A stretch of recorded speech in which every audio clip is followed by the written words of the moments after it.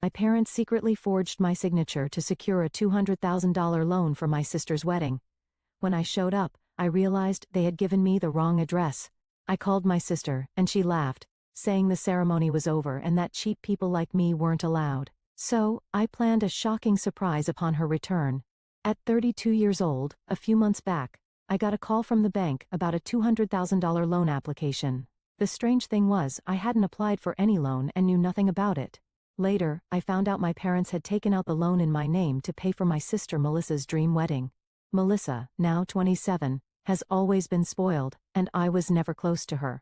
While my parents share some blame, Melissa is old enough to have thought about her choices. Even at family events we hardly interact. What shocked me most was learning that my parents, who I hadn't spoken to much in years, had taken such a big loan without telling me, and even made me the co-signer.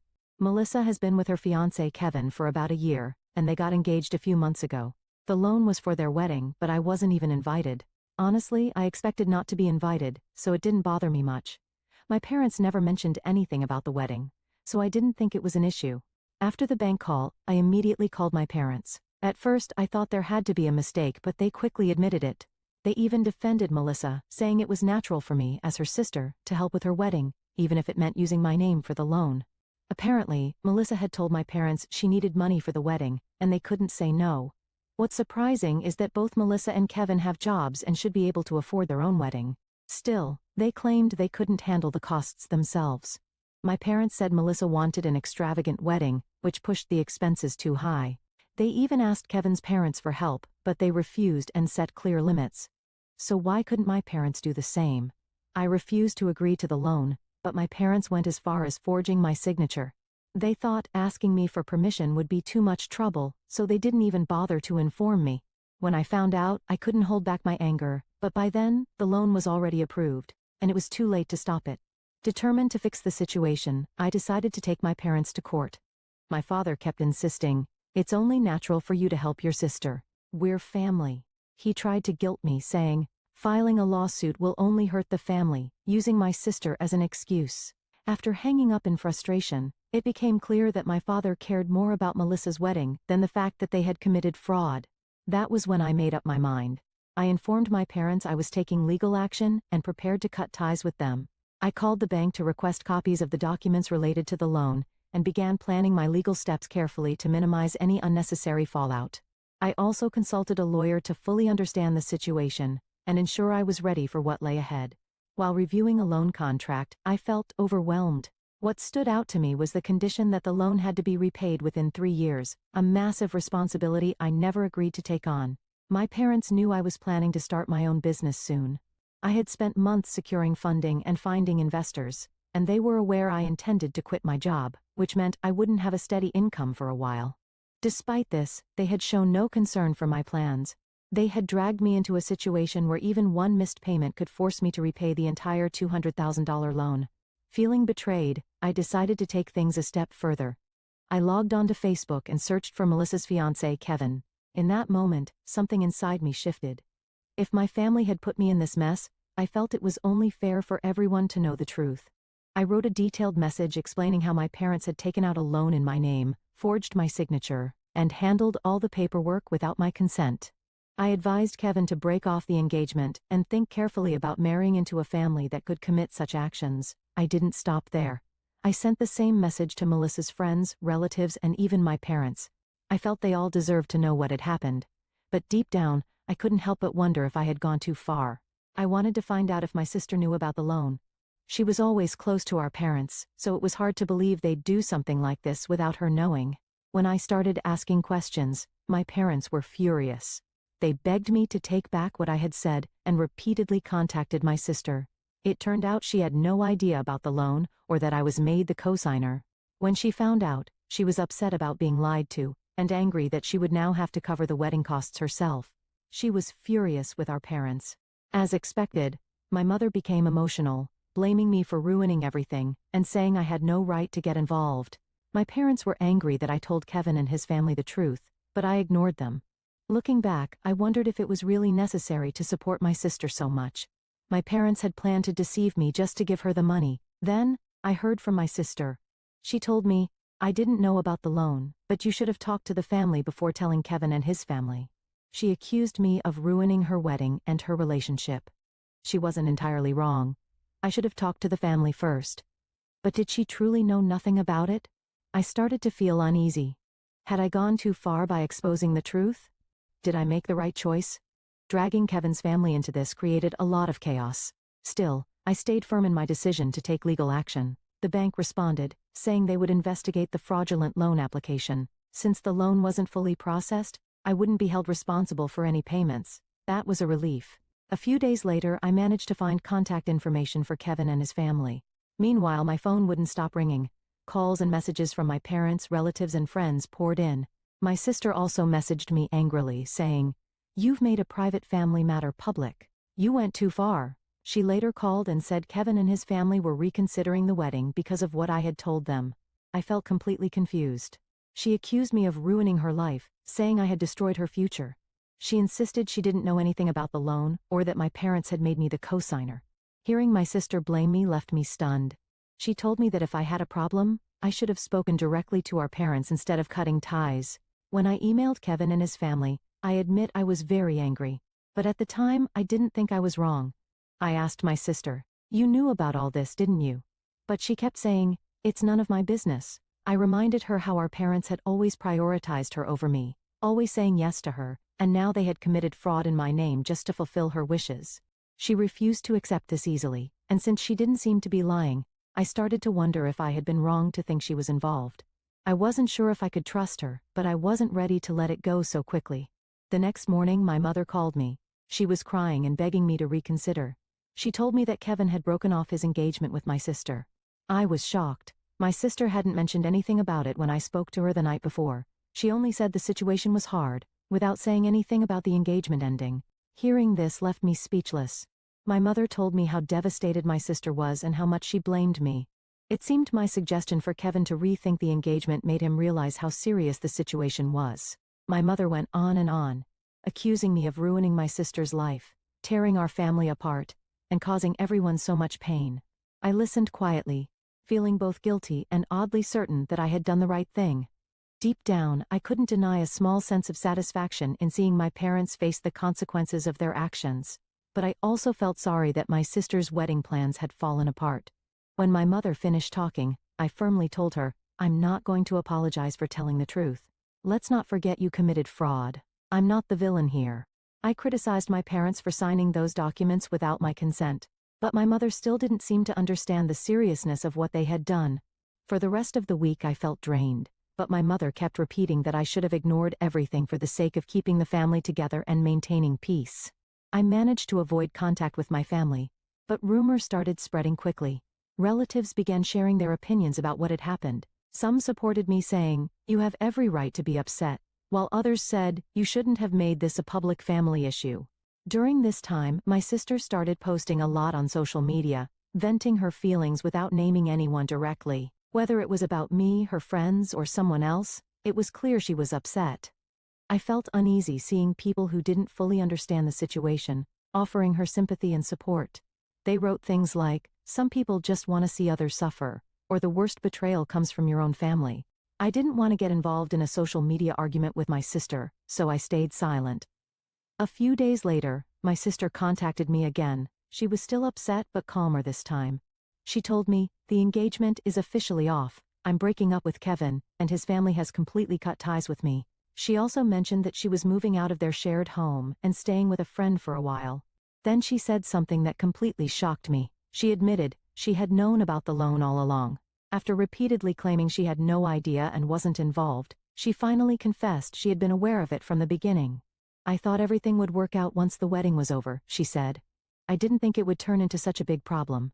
She added that she hadn't expected the bank to contact me directly. When I asked her, "Why didn't you tell me sooner?" she replied, "I was too scared." She admitted they had planned to keep it all a secret from me because they were afraid I would ruin the wedding if I found out. But once Kevin broke off the engagement, she no longer felt the need to hide it. I couldn't believe what I was hearing. For the past week, I had been overwhelmed with guilt, feeling sorry for her situation. But now I realized she had been part of the plan from the start. She seemed upset not because her relationship ended, but because her plan to use the loan had failed. In her anger, she called me a terrible person and immature. I calmly responded, I don't owe you anything, and I don't need to return any favors. At that moment, I knew I was done with her excuses.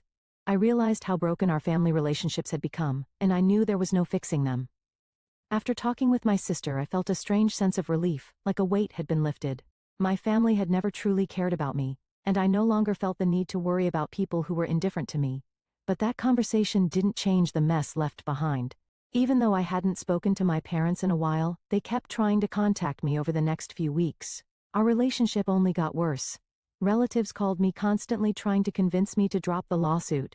They'd say things like, "Aren't they your parents? And isn't there another way to handle this?" They seemed to overlook the fact that my parents had committed fraud and believed legal action was too harsh. I ignored their pleas and stayed focused on gathering evidence with my lawyer. The more I uncovered about what my parents had done, the angrier I became. Not only had they forged my signature, but they had also falsified financial records and lied about their income to secure the loan. Fortunately, the bank supported my side and decided I wasn't responsible for the loan. However, my parents found themselves in serious legal trouble, which made the family conflict even worse. Meanwhile, my sister moved in with friends, leaving her apartment to start over. She blamed me for her breakup with Kevin and was also angry at our parents for putting her in this situation. One day, I received an email from my Aunt Anna. She had stayed neutral through everything and hadn't gotten involved in the drama. Anna invited me for coffee, and since she wasn't the type to cause trouble, I decided to accept. When we met, she asked how I was doing. Talking to someone who wasn't trying to manipulate me felt comforting, and I appreciated her genuine concern. We talked about the recent events, and then she brought up my parents. "Your parents seem very shaken right now," she said, stirring her coffee. "They're worried about what might happen if this goes to court. But honestly, they should have thought about that before committing fraud. I suppose they didn't expect you to take things this far," she added with a knowing nod. Her words made me feel more determined not to let my parents trample over me again. Then she asked, "I understand how you feel, but what do you really want? Do you want a sincere apology, or do you want your parents to face the consequences of their actions?" Her question caught me off guard. "I just wanted to understand your ultimate goal," she said kindly. I realized I hadn't thought about things from that angle before. Part of me just wanted to be free of this mess, while another part felt my parents needed to face the consequences of their actions. "Maybe I just want them to understand they can't treat me this way anymore," I said slowly. I wanted it to be over, but I didn't know how to get there. My parents had always favored my sister no matter what, and this time, they had gone too far. I couldn't just ignore it. Anna nodded slightly.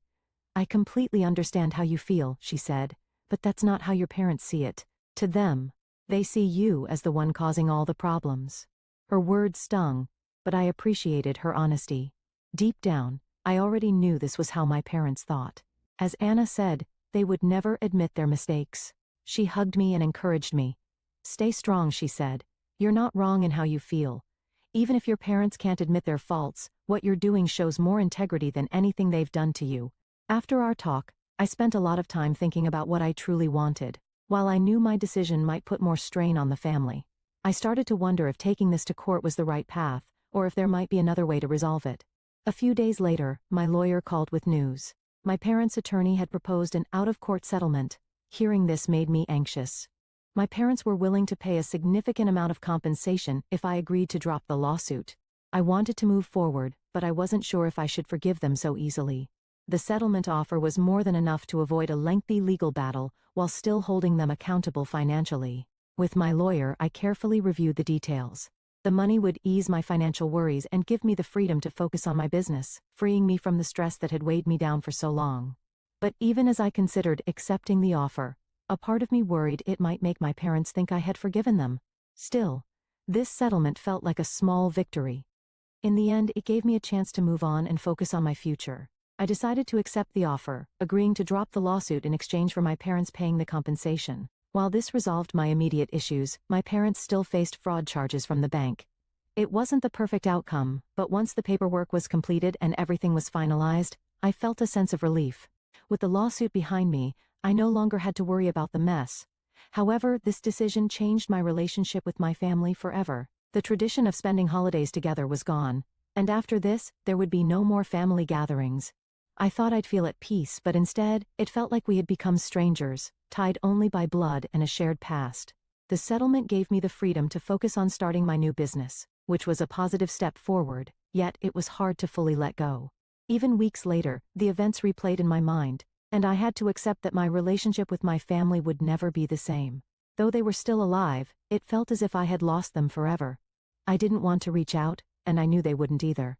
One evening, while I was working late in my new office, I received an email from my Aunt Anna. She simply asked, "How have you been?" It surprised me since we hadn't spoken since our last meeting weeks ago. In her email she wrote, "I know this has been hard, but don't carry it all on your own." Her words touched me more than I expected. Somehow she seemed to understand that I was struggling. I realized how isolated I had become, losing friends and distancing myself from my family. Her message meant more to me than I could explain. I didn't know how to fix my relationship with my family, but I decided I didn't have to carry the burden alone. A few days later, we met again at the same cafe. When I felt more at ease, Anna looked at me kindly and said, "Family isn't always about blood ties." Her words stayed with me as I thought about the settlement. Even though the money allowed me to move forward, I still felt conflicted about accepting it. I hadn't fully let go of my anger toward my parents. "Family is something you choose," she continued. "It's okay to find others who'll support you. You don't have to hold on to the past, even if your sister or parents aren't in your life anymore." Her words resonated deeply. Letting go of family, even after all the hurt, felt like erasing years of trying to gain their approval, something that had shaped much of who I was. That day, I realized it was okay to move forward without holding on to the past, and that I could create a new kind of family for myself. I thought moving on was impossible, but as Anna said, I didn't have to stay stuck in the past. With her support, I was able to start a new life without depending on the people who had hurt me. It wasn't easy, but it wasn't impossible either. Several weeks passed, and I used the settlement money to establish my own company. I hired employees and started taking on challenges that were meaningful and manageable. Slowly, my days became fulfilling. Work had become my new passion, and for the first time in a long while, I felt hopeful about the future. One evening, as I was heading home from work, I got a call from an unknown number. Something about it made me uneasy, like the past wasn't ready to let go of me just yet. I answered the call, and it was my sister. "I want to talk to you one more time," she said. Her voice was calm, which surprised me. I hadn't spoken to her since her engagement was called off, so hearing from her again left me unsettled. She continued, "I just found out that our parents are selling the house. I thought you should know." Her tone sounded heavy. "You probably don't want to hear this from me, but our parents are in debt. They've run out of money." Her words left me speechless. I didn't know how to respond. "They lost everything because of what happened with you," she said, then added quietly, "But I've realized this is the result of their own actions. I feel a little guilty, but our parents brought this on themselves with their fraud." She paused before saying, "I don't feel responsible for their financial mess, but I don't know what to do either." I couldn't figure out what my sister wanted from me. She'd been staying with a friend, but it seemed that situation had gone sour too. Was she looking for sympathy, or was she asking for help? Finally, I replied, keeping my tone calm. "I know this is a tough situation. I don't think there's much I can do though. Our parents made their choices, and those choices led to this." "What did our parents want?" she asked immediately. I wasn't trying to start an argument, but her question caught me off guard. For the first time, I noticed a sensitivity in her voice, a sign she was trying to understand the consequences of their actions. I still wasn't sure what she expected, but I knew where I stood and where I needed to go from here. I had rarely seen my sister so unsettled. The sister who had always been spoiled and raised to feel entitled now sounded anxious and unsure. "You need to figure this out for yourself," I said gently. "Try to handle it with as much kindness as you can." For years, I tried to talk with our parents, but I eventually realized I had to follow my own path. "Maybe it's time for you to find your own path too." There was a long silence on the other end of the line before she finally replied, "Yes, maybe it is." After that, we said little else and ended the call. I wasn't entirely sure how I felt in that moment. A few weeks later, I heard that our parents had sold the house and were planning to move into a smaller one. Even then, I knew I couldn't fix their financial problems or solve my sister's struggles. I didn't reach out to my parents. For so long I had craved their approval, but I realized it was time to let that desire go. For the first time, I was building something entirely for myself.